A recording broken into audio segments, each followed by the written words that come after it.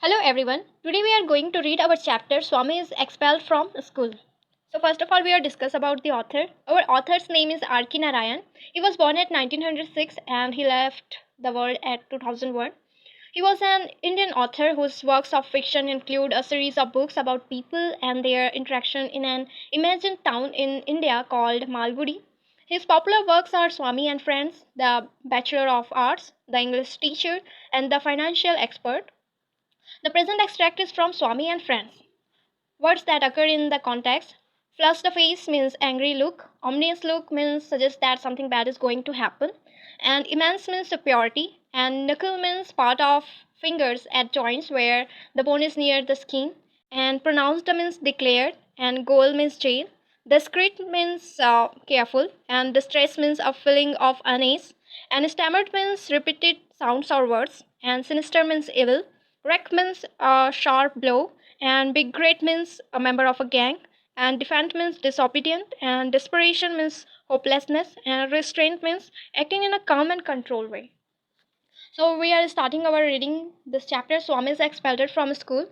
The headmaster entered the class with a slightly flushed face and a hard, ominous look in his eyes. Swaminathan was wished that he had been anywhere but there at that moment. The headmaster surveyed the class for a few minutes and asked, "Are you not ashamed of coming and sitting there after what you did yesterday?" Just as special honor to them, he read out the names of dozen students or so that had attended the class. After that, he read out the names of those that had kept away and asked them to stand on their benches. He felt that punishment was not enough and asked them to stand on their desks. Swaminathan was among them and felt humiliated at that immense. Then they were lectured. When it was over, they were asked to offer explanations one by one. One said that he had an attack of headache and therefore he could not come to school. He was asked to bring a medical certificate. The second said that while he had been coming to school on the previous day, someone had told him that there would be no school and he had gone back home. The headmaster replied that if he was going to listen to every loafer who said that there would be no school, he deserved to be flogged. Anyway, why did he not come to school and verify? No answer. The punishment was pronounced 10 days attendance cancelled, 2 rupees fine, and the whole day to be spent on the desk. The third said that he had an attack of headache. The fourth said that he had a stomachache. The fifth said that his grandmother died suddenly just as he was starting for school. The headmaster asked him if he could not bring a letter from his father. He could bring a letter from his father? No, he had no father. Then who was his guardian? His grandmother? But the grandmother was dead, was she not? No, it was another grandmother. The headmaster asked how many grandmothers a person could have. No answer. Could he bring a letter from his neighbors? No, he could not. None of his neighbors could read or write because he lived in a very illiterate part of Lemon Street. Then the headmaster offered to send a teacher to this illiterate locality to ascertain from the boy's neighbors if the death of the grandmother was a fact. A pause, some perspiration, and then the answer that the neighbors could not possibly know anything about it.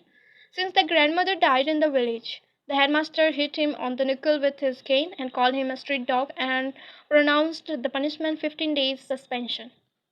When Swaminathan's turn came, he looked around helplessly. Rajan sat on the third bench in the front and resolutely looked away. He was gazing at the blackboard intently, but yet the back of his head and the pink ears were visible to Swaminathan. It was an intolerable sight. Swaminathan was in acute suspense lest that head should turn and fix its eye on his. He felt that he would drop from the desk to the floor. If that happened, the pink ears 3 benches off made him incapable of speech. If only somebody would put a blackboard between his eyes, those pink ears.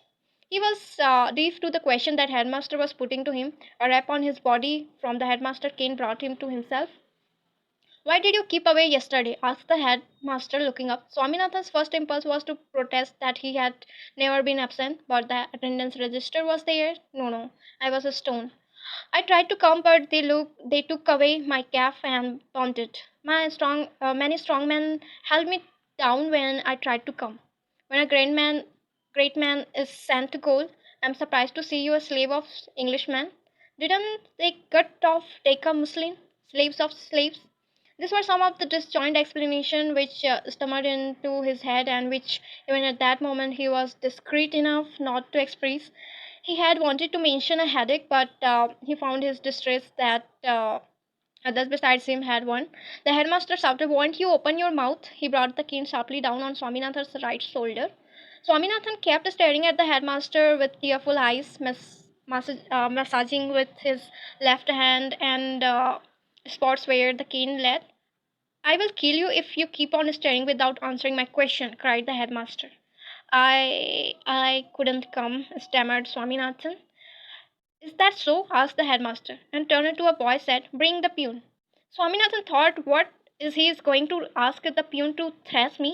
If he does any such thing, I will bite everybody dead."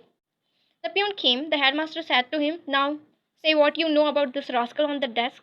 The peon eyed Swaminathan with a sinister look, grunted, and demanded, "Didn't I see you break the pans of the ventilators in my room?" asked the headmaster with jest.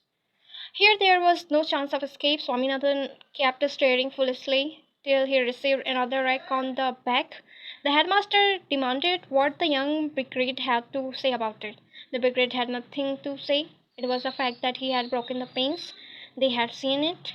There was nothing more to it. He had unconsciously became defiant and did not care to deny the charge. When another rag came on his back, he ejaculated, "Don't beat me, sir, it pains." This was an invitation to the headmaster to bring down the cane 4 times again. He said, "Keep standing here on this desk, staring like an idiot, till I announce your dismissal."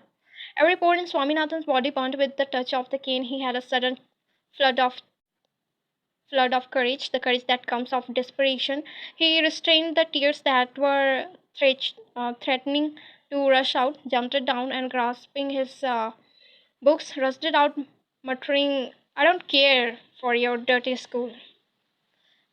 Written by R.K. Narayan. And thank you very much for listening. Thank you.